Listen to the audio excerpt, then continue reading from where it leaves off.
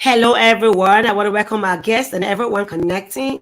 You're welcome for today's show. And gladly, we have a guest with us. Her name is Cheryl Cooper. But before we bring her on board, I'd like to just say what this show is all about, and also introduce myself. My name is Sandra Ukoh. I'm an author. I'm a Maxwell Leadership Certified team member. I'm also your sales expert of over 20 years. And I want to congratulate everyone on this journey with me to making a difference.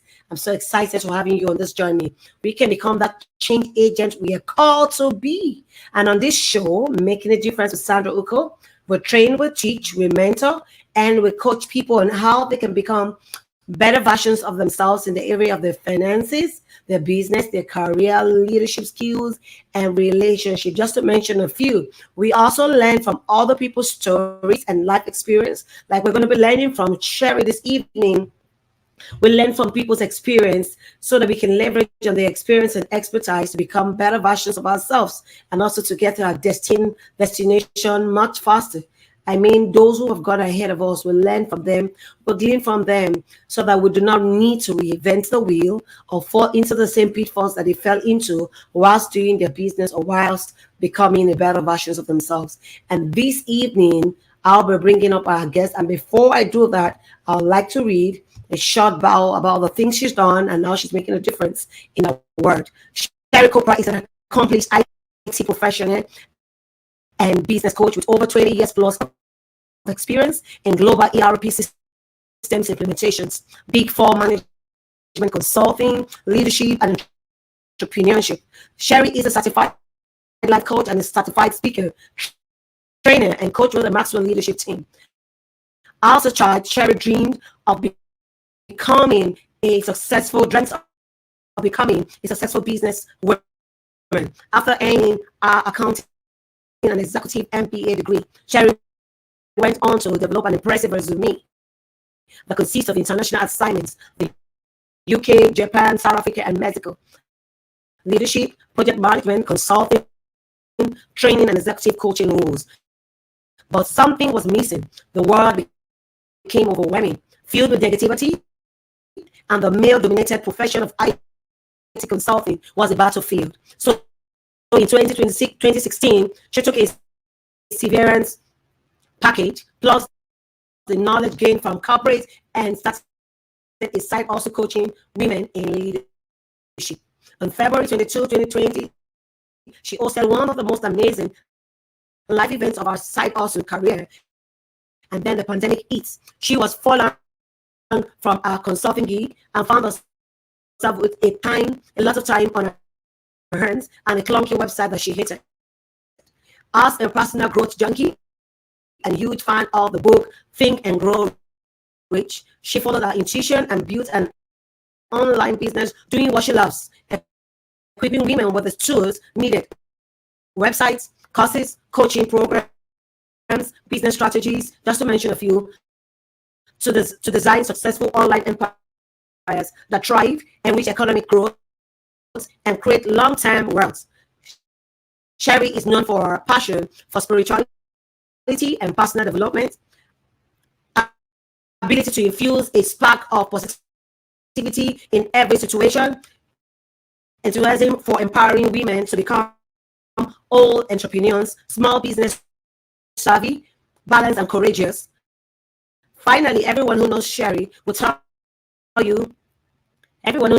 you if she's not working with clients, you can find her in the great outdoor or a kitchen cooking yummy gluten-free meals paired with a delicious wine. And likewise, oh, awesome. I like to have some wine too. So the next person you see on stage with me is Sherry herself.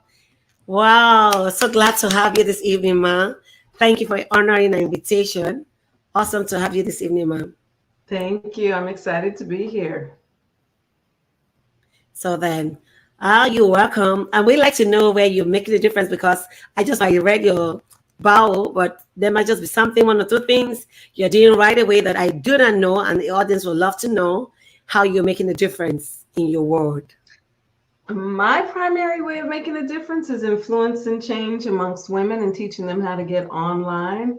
The target audience or the people that I work with the most are women between the ages of 35 and 50, 60 years old. So it's a more mature crowd of women who are just kind of getting fed up with corporate America and trying to figure out a new strategy, a new direction to get their side hustle up and going so that they can prepare for their future. So that's how I make a difference. And I Sure. mentor younger women and work with interns as well. Awesome. Awesome. And basically, we want to welcome you once again. Thank you for honoring the invitation. And likewise, I want to find out, whilst you went to school, I meant whilst you went to college, what informed what you read in school? Because gone are the days in our generation, our parents need to inform us what degree to go for. Unlike this generation, they come up with what they want to do.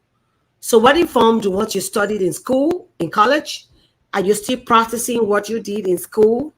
Or did you go after your passion? Because we find that sometimes we go to school just to learn and network, get intellectual capacity enlarged and broaden. And but we come out of school, we don't practice what we read in school. We just want to learn from you. I went to college to get an accounting degree because the teachers and the counselors said I was good in math. So I just kind of followed whatever they said, and I went and got my accounting degree. And then when it came time to take the CPA exam, I wasn't good at taking exams. And I failed it, and the sinking feeling inside of me just made me know that I didn't want to become a CPA. So I did do accounting for many years. I did month end closes, year end closes, quarterly closes, and I got fed up with that. I was like, this is not the kind of life that I want to live because, well, you may not be familiar, but with accounting, you're required to stay late nights many times, and back in the day anyway. You'd have to stay late to get the financials done, and I was part of the financial reporting team.